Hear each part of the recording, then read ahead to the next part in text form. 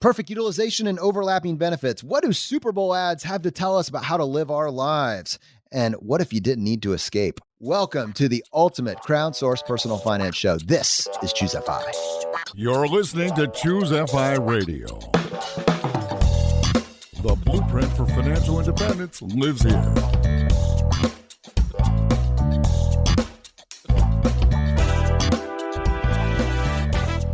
If you're looking to unlock the secrets to financial independence and early retirement, you're in the right place.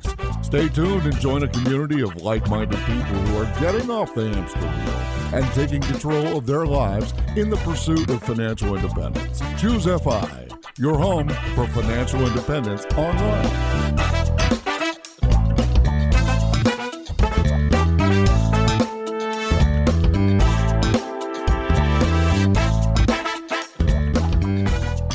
All right, guys, very excited to dive into this week's episode. And to help me with this, I have my co-host Brad here with me today. How you doing, buddy? Hey, Jonathan, I'm doing quite well. Yeah, so we had the Super Bowl this past Sunday, right? So did you watch it? Did you get together with anybody? I did. No, we just watched it at the house. And what's interesting is we don't have cable, and I don't really prioritize sport. I watch very few sports, and I sometimes make an exception for the Super Bowl.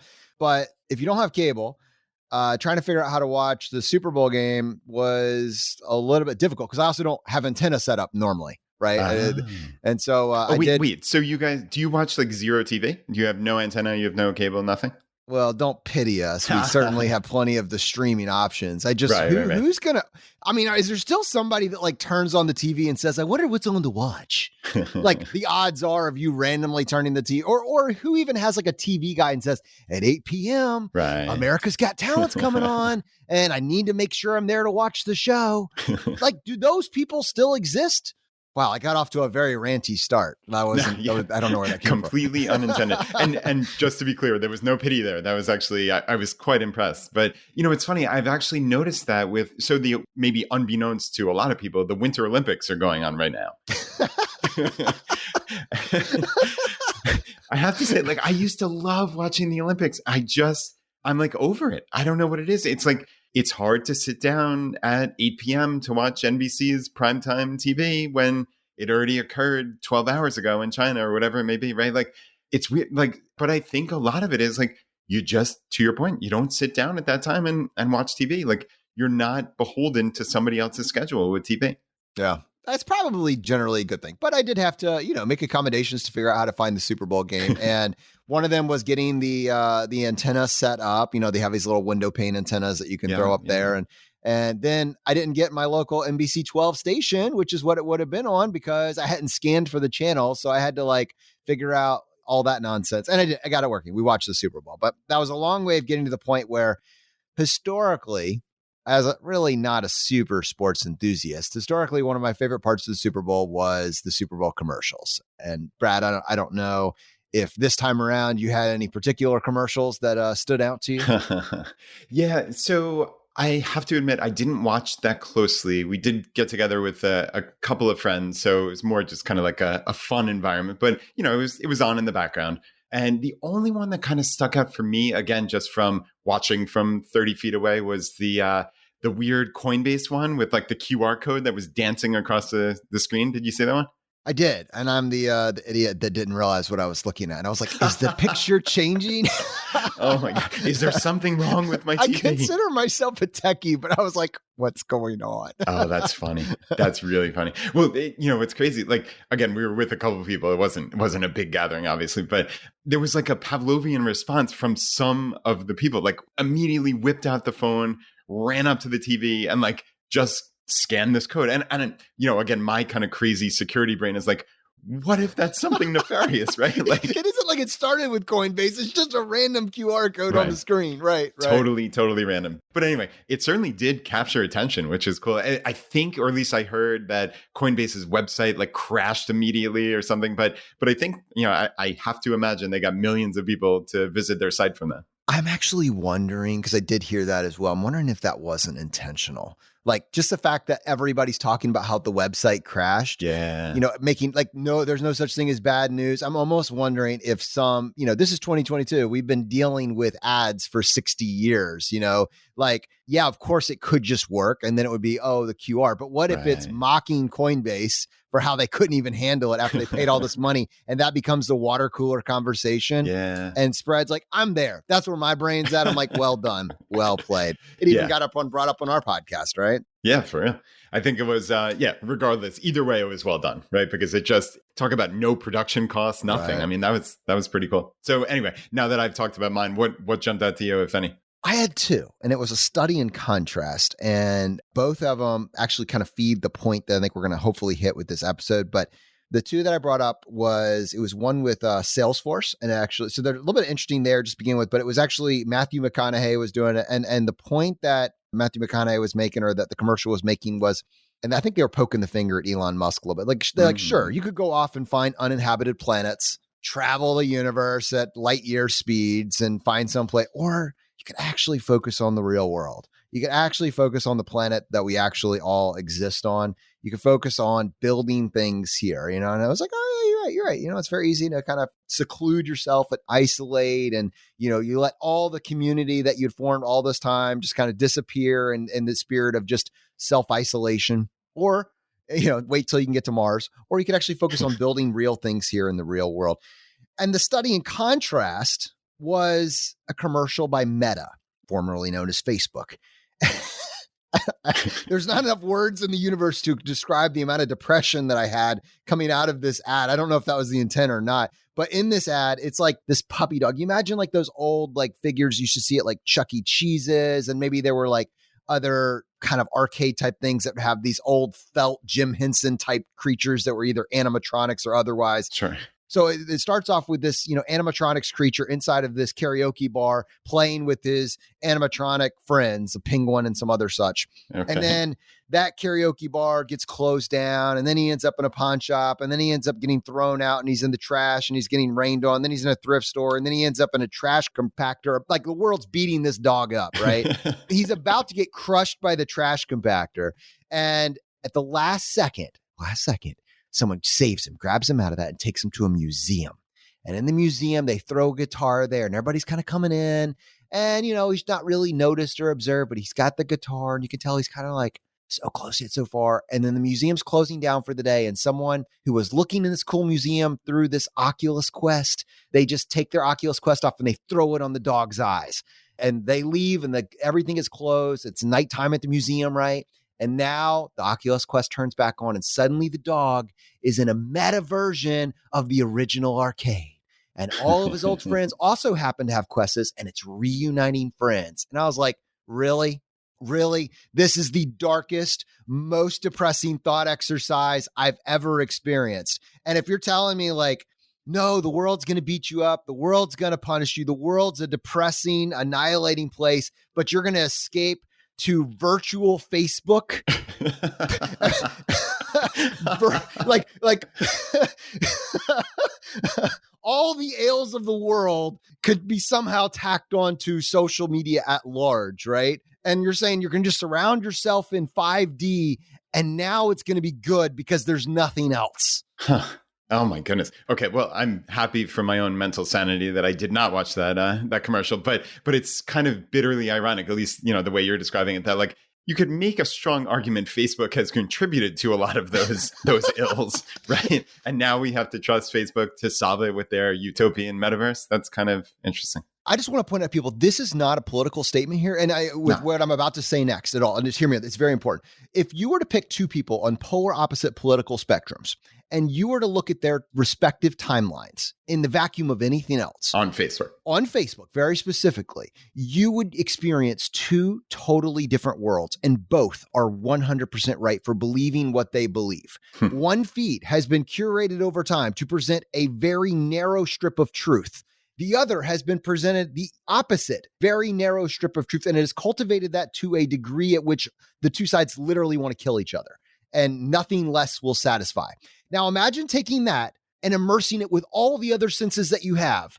I was like, I need the real world, man. Yeah. I pick Matthew McConaughey's vision, man. Like, it'd be cooler if it was real. That's the level that's what I came to. And all of that to say, and I'll get your reaction to that, but all of that to say, what if you didn't need to escape? Like, that was the promise, right? That was the promise that was being offered by this incredibly dark commercial. We're the escape. Yes, the world sucks, but we can give you everything virtual and it's going to be great. Right. And we've seen that Ready Player One dystopia. And like, we know how that, like what that could look like. This was like, what if you didn't need to escape? Yeah.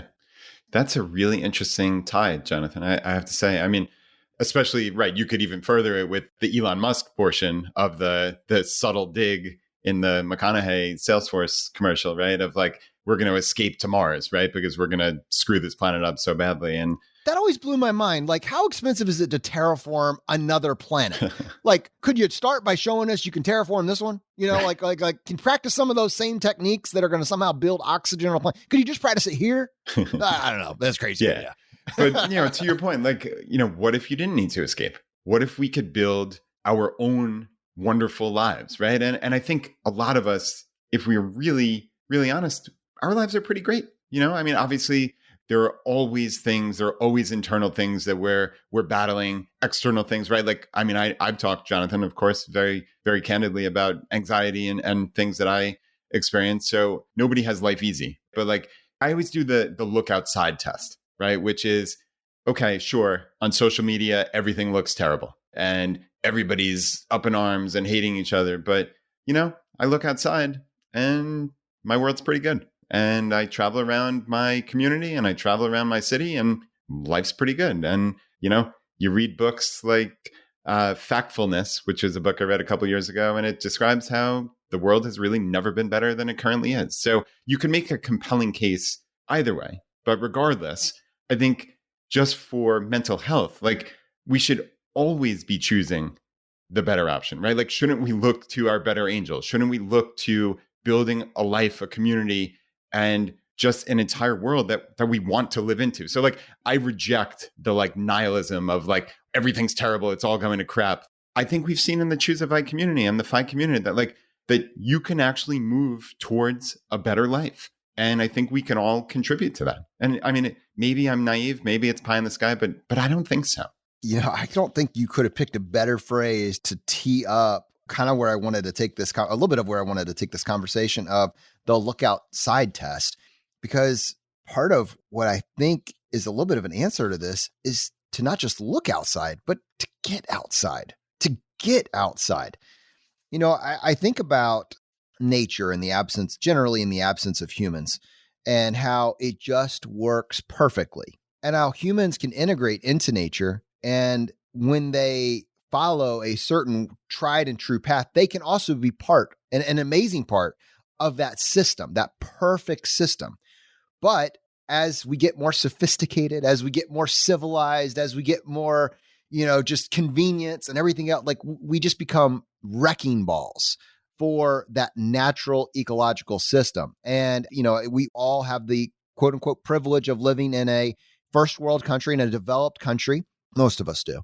And that what is the cost of that convenience? And not just a cost to the rest of the world, you know, that you have to bear the burden for all what we consume, but also really even the cost to ourselves. If you have a corporate job, a computer desk job, we sit potentially for hours, maybe 8 hours a day in front of a computer monitor screen, which can put us into a hypnotic state in terms of our actual metabolism, our ability to burn calories. So any food that we eat just kind of gets turned into fat, adding to the additional burden of hypertension, obesity, diabetes.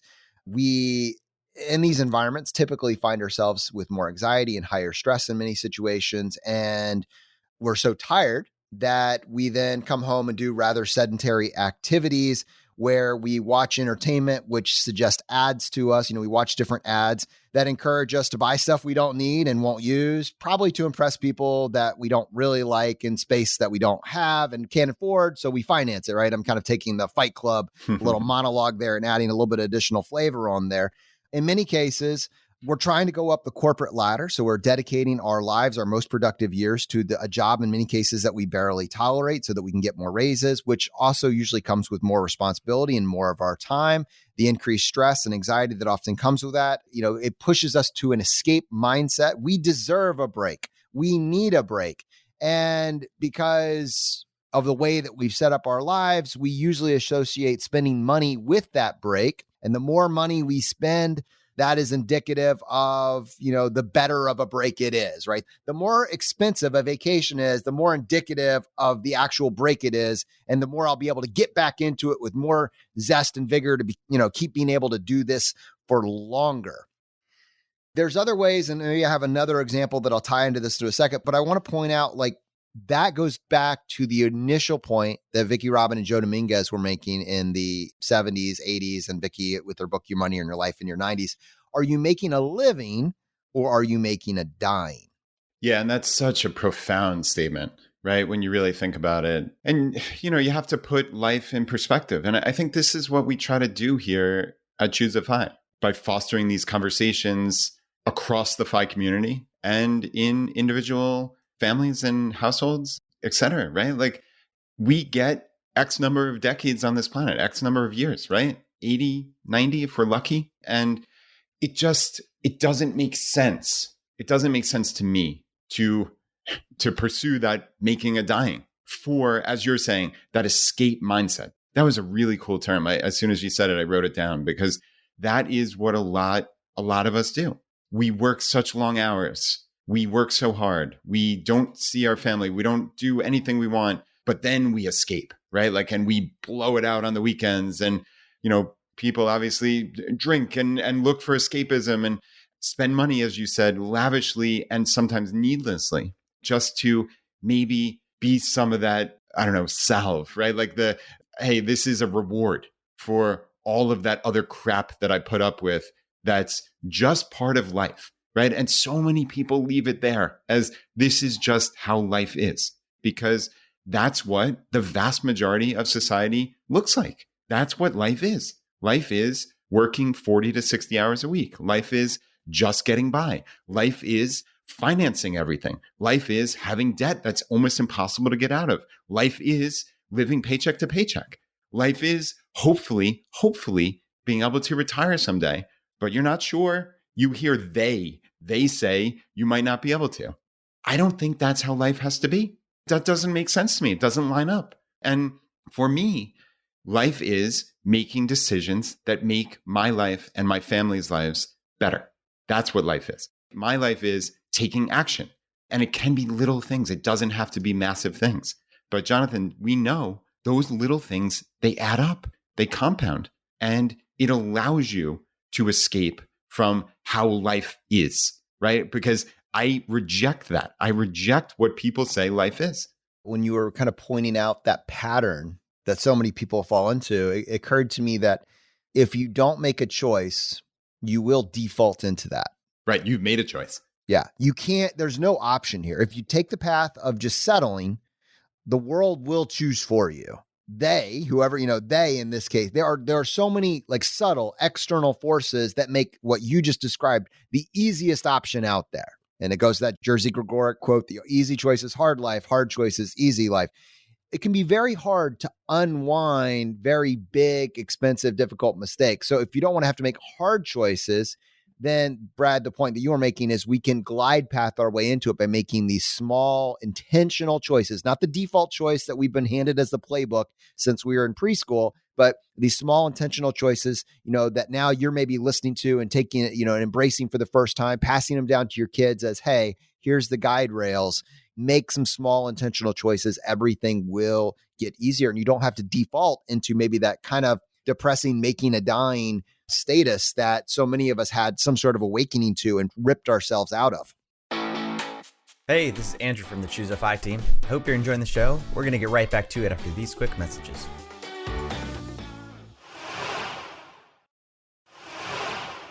I've really been grappling with this concept as my 30s, mid 30s have really hit me. And now my late 30s, I was noticing, and in partially the last 2 years have been tough. I mean, they've been a tough couple of years. And to your point, Brad, the lookout side test, if you weren't taking in any news or any TV or any social media, sun's still shining. Everything's still pretty good. Like, it's pretty good. But the last 2 years from external forces have induced a lot of stress and anxiety, and having a small business, I've certainly experienced that and felt that. And I noticed that I felt like I was having to compensate to just maintain, my health and fitness and my sanity in different ways. And it really pushed me to try a couple of experiments. And last year I talked just briefly about how we had tried to do like a square garden bed, a zucchini bed. And I was kind of commiserating that there's no ROI here. Right. Yeah. $80 zucchini. Yeah, exactly. I spent like $150 on the mulch and the square beds and the seeds and all those packets. And I got 2 zucchini. So it was like $80 a zucchini, somewhere in that range. And that was after like 3 or 4 months. But I did it. I did it very poorly, but I got started. I failed, but it failed forward, and it kind of gave me that bug. And I say all that to say that I picked it back up this spring, and I really started looking at it. There's a couple different like lessons that I've already started to pick up, but I started looking at it again this spring and really looking at it not as a hobby, but like, what do gardeners do? What do actual gardeners, like, not as a hobby where you're just trying to do this one thing and you could scale it to any size you want, but what do actual gardeners do that are working? Like, you have gardeners in third world countries with a tiny little 1/4 acre plot that they have to feed their entire family on just this tiny little area that they have.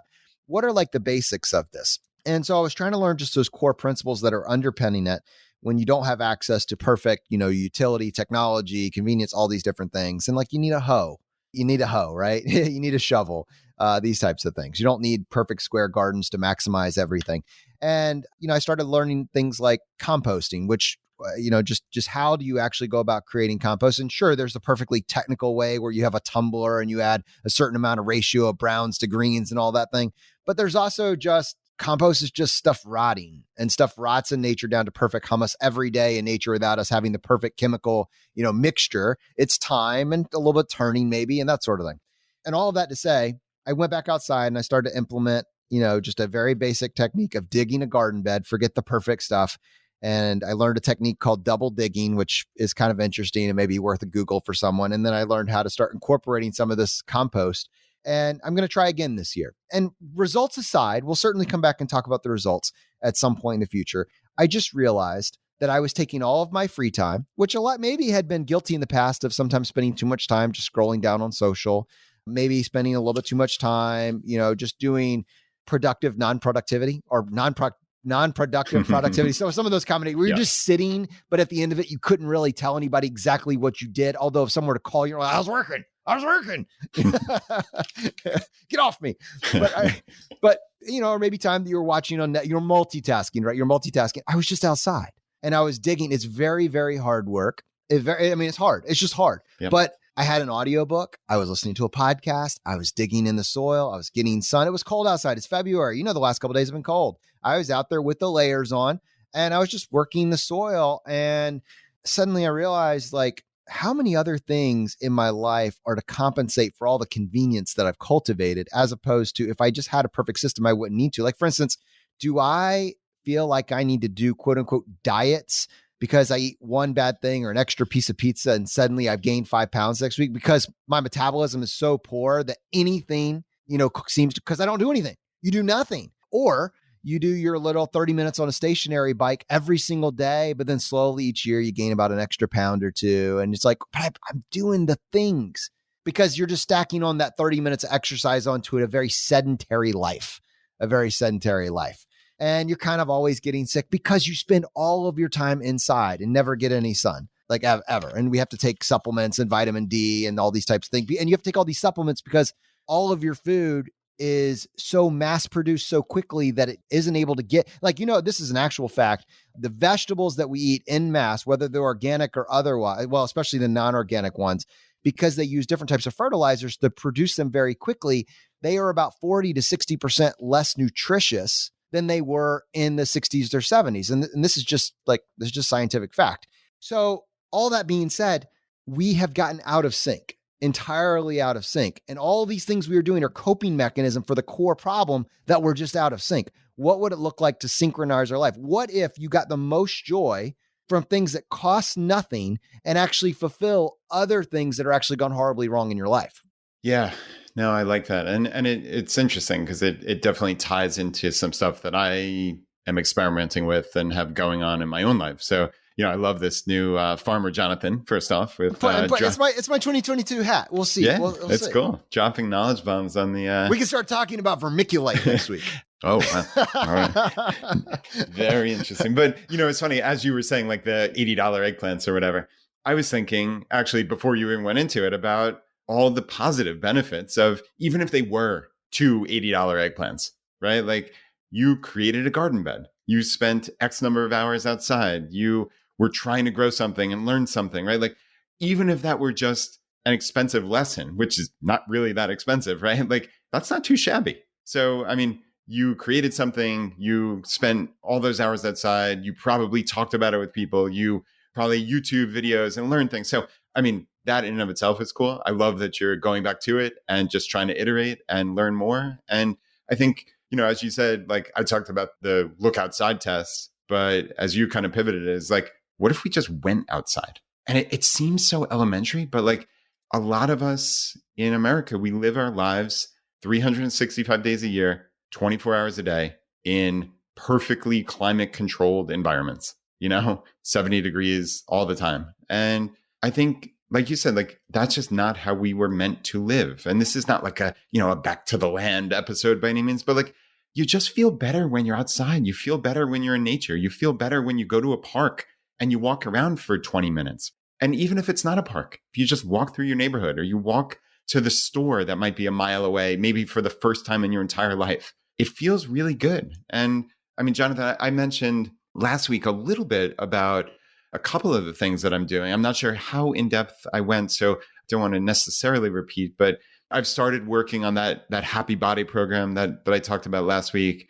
And it's just like an hour of almost like moving meditation, and it just feels good, right? And I'm doing this kind of overall health coaching program. And even though I think of myself as like a pretty healthy person, I realize like I'm sedentary too much. I sit too often. I don't walk enough. I mean, my steps were like 4,000 a day. And, I don't necessarily buy into that whole, like the 10,000 being like the gold standard necessarily. That number was just made up out of thin air in essence, but 4,000 is not good enough. It's just, the proof is in the pudding when I see how often I'm sitting. And again, like, I think of myself as, I'm moving around. I run downstairs every now and again. So like, I'm not sitting here for 16 hours a day, but I'm just not moving enough. And what I've actually done the last week or two is just get outside and walk more often, even if it's just 10 minutes. Yesterday, I had a little bit of downtime. I was like getting ready to drive my daughter to swimming, and I had 30 minutes where normally I would just sit and scroll through social media or even read a book or do something productive. I'm like, you know what? It's cold out. I'm going to throw on a jacket and just take a walk for 10 or 15 minutes. And like, that was just like a little change that I made. And, I think this part I did mention, like, my kind of background stress level is just a little too high, as evidenced by like my heart rate variability, which is really, really low, like unnaturally low. And I'm tracking that with this Aura ring, which is like a sleep tracker generally. And it's funny, like just in the last handful of days, my HRV has actually doubled, Jonathan, which is amazing. So like, I just made a couple little intentional changes. I've been a little kinder to myself. I've meditated more often. I've walked more often. I'm doing this happy body thing. Like, and my health is getting better. Like, I feel better. It's just really cool. So it's neat when you just prioritize yourself. And like you said, just something as simple as just going outside can be transformative. I remember a while back when we said something negative about running and runners and all the people that were actually in the middle of a run while listening to our podcast pulled over. They pulled over to send us an email and let us know. And I just want you to know, if you're running right now, respect. You held your ground, and that's cool. Having said that, personally, I get no joy from running, and at these stage, very little joy from structured physical workout these days. I just don't seem to enjoy it as much as maybe I used to, a decade ago. And one thing I observed is like walking is great. And it's probably the, one of the higher levels of activity or exercise that you can do, but I can garden, at least right now, I could do it for literally hours. I mean, imagine all the time that you sit in front of a computer and work passively. You could do that. And I just want you to think about all the actual small, how much is involved with that. And I'm not, weeding is one level of things, and that's just you bent over and kind of, but tilling ground think about the ab workout that's involved with that, the muscles that are required, and how it's non-structured, right? It's not one thing over and over again. It's mixing it up. So think about the incredible workout that's involved with digging a garden bed or tilling or hoeing or anything like that. These are things that, you could imagine doing a tire flip or doing a rope toss. And you're just doing this for hours and hours, and you're being entertained, you're listening to whatever, and you're going slow enough that you can actually focus on the audiobook or the podcast, et cetera. I'm just thinking about a couple of these overlapping benefits that I've noticed. So one, I realize I feel like I can eat what I want without having to compensate as much while I'm doing this, just because my day is so active, with this involved in it. I feel like I'm getting a workout in, to a much higher degree than I've gotten before for much longer than so if I would work out very intensely for an hour, well, I might do this for 3 or 4 hours. And just because it's just what you do when I'm not literally recording with you right now, go outside. And then the other thing is, as a parent with small kids, I found if I were to go back to prior really digging into this with vigor, if you are, watching the kids, my wife is beyond incredible about doing activities, structured activities with the kids. That does not light me up in that capacity. I just haven't gotten there yet. My wife just loves it and does a great job with it. I would default, and I'm not proud of this, I'm just saying this is the truth. I would default to babysitting with the television or babysitting with an audiobook or something in the background that they're listening to. And we're all just kind of there. And, I'd be maybe present sometimes, not present in other times. But that would be if I had a 3-hour stretch, I'm not going to do activities for 3 hours. It's just not going to happen.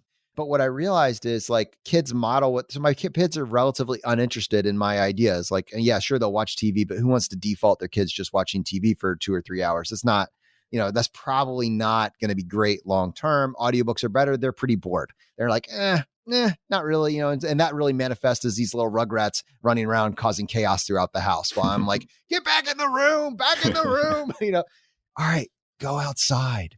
Kids model their parents' behavior. If they're in your backyard or front yard and you're digging a garden bed and they're bored, they're going to ask you to help. Your kids are getting sun. They're getting involved. So many lessons can be learned as you're learning. You're teaching these lessons to your kids. So, get your hands dirty, get messy, help me dig this, have fun. And I just started to see the spark because, it's a relatively recent transition for dad to be fully invested in this idea.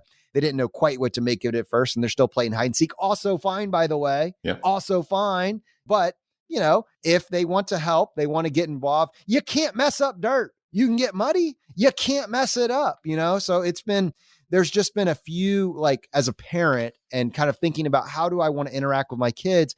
When I saw them doing this for the first time, I realized the idea of going into teaching mode, you have to learn something in order to be able to teach it. But I wanted to teach, I'd love to show, here's how we make compost. Here's how we start from seeds. Here's how we plant these things. Here's how we tie knots. Here's how we use these different tools. Wow. Talk about to be a gardener. And I'm not, but I'm on the outside looking in. I'm close enough now to appreciate how much knowledge you have to take it as far as you want to take it. We can all get started and do something, but how many questions have to be answered? And this is kind of where I was going. The love of learning. If you can immerse yourself in a state of love of learning, there are so many different micro skills that get built in an aggregation of marginal gains. And if you can incorporate, and I'm talking about gardening very specifically in this conversation, but I think anybody would do well to think about this. How can you cultivate the love of learning yourself? How can you cultivate it and involve your kids? Overlapping benefits. Yeah, that is a cool way of looking at it. And I think, we've talked about kind of escaping the confines of our hermetically sealed boxes, right? Our houses.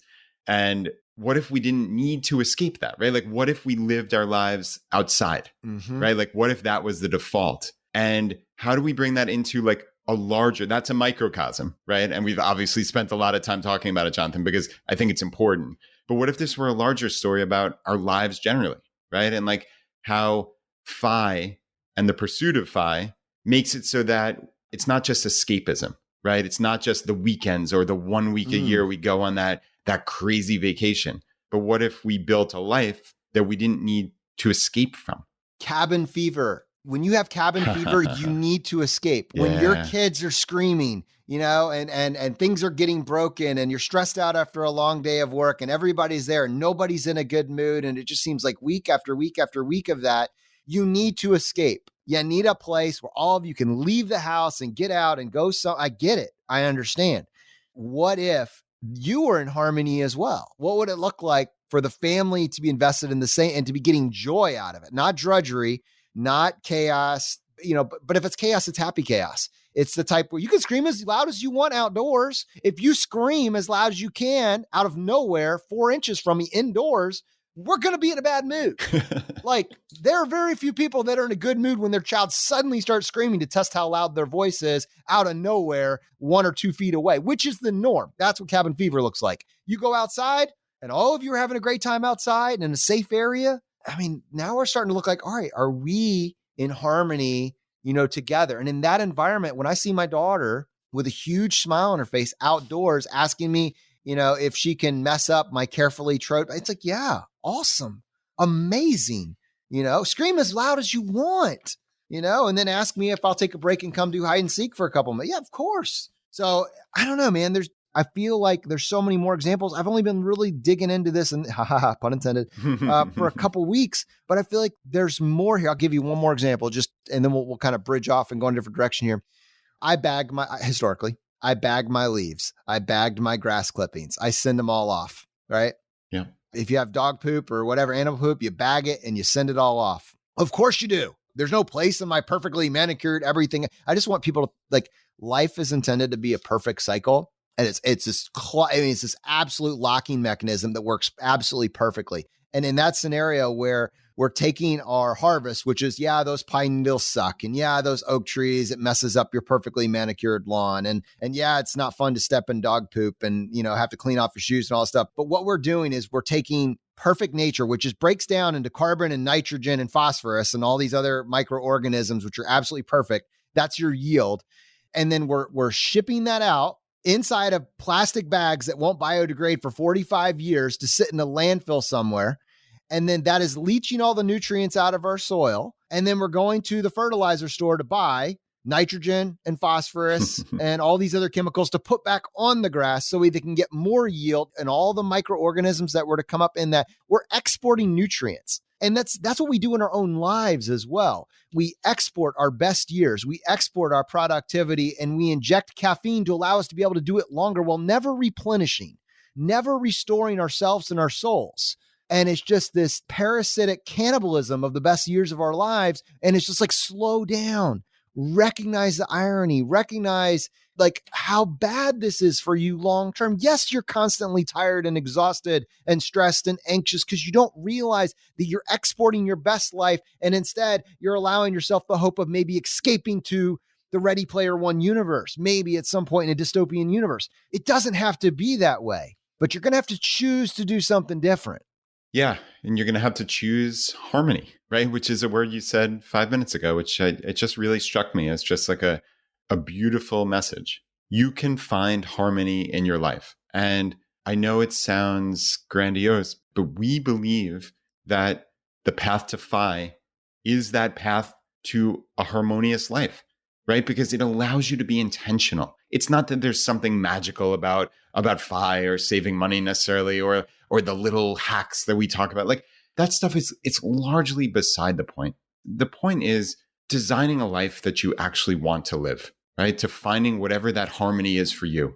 And I think that just comes from that place of intentionality. It comes from a place of an internal locus of control where you have agency over your life and how you spend your time. And it does start from taking action and really saving money, right? I know I said it's kind of beside the point about the money, but that is the first step to freedom for me. And when you have financial space that eventually leads to financial freedom, everything else gets easier. And that's why we have started here. This is Choose Financial Independence, because the financial independence aspect is that lead domino. It's the thing that makes everything else easier. It's the thing that gives you the space and the time and the freedom to find that harmony in your life, to find what you actually want to do. And we're all trying to figure it out. I mean, Jonathan, I've been quote unquote FI for years now, right? But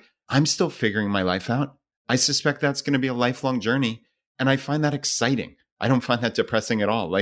Things are constantly changing and I'm learning new things. I'm learning new things about myself and the world around me. And to me, that's exhilarating. There's nothing depressing.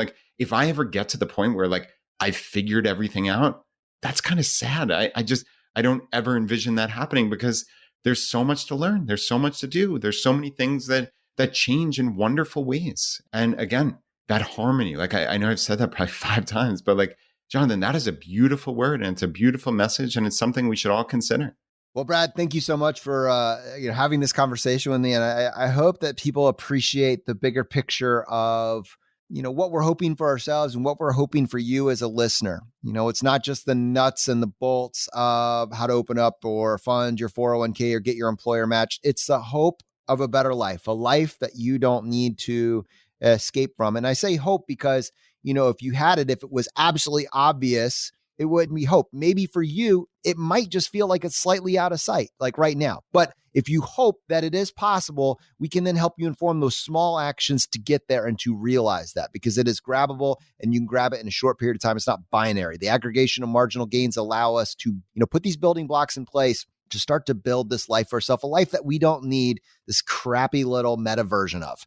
We can actually have something awesome and we can start building it incrementally together. All right. So one more thing, if you guys like this type of content, I would highly suggest that you get on our weekly newsletter where we actually share with you updates, what's going on in the community, wins, aggregation of marginal gains. Brad, how can they access that? Yeah. So I sit down and write that email every Monday morning and it comes out Tuesday. So you can head over to ChooseFI.com/subscribe and that will get you directly on the email list. And every week I ask you to let me know what action you've taken that week to make your life better. And you literally hit reply. I read every single one of these things and I strive to reply to every email. It's a little tough, but I do strive to do that in good time. So yeah, I'd love for you to get on that. So ChooseFI.com/subscribe. All right, my friends, the fire is spreading. I'm going to go back outside to my garden. Yeah. Find some harmony. There it is. We'll see you next time as we continue to go down the road less traveled.